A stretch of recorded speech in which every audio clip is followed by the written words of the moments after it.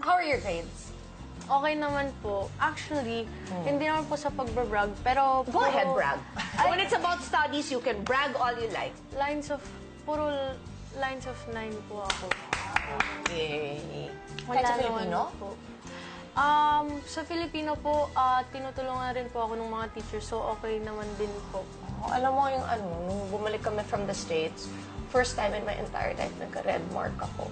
Sa Filipino, hindi ko kinaya. For some reason, yung Filipino talaga It's different. No, kasi diba iba yung nagsasalita ka, iba yung subject, di ko talaga... And parang It's confusing minsan po. Parang 5 years akong hindi nakapag-aral, so bigla akong sinabak at taas ng lahat ng grades ko except that. Ang mom ko parang unheard of naman magka-red mark sa family namin. So talaga, ay, pinanish ako.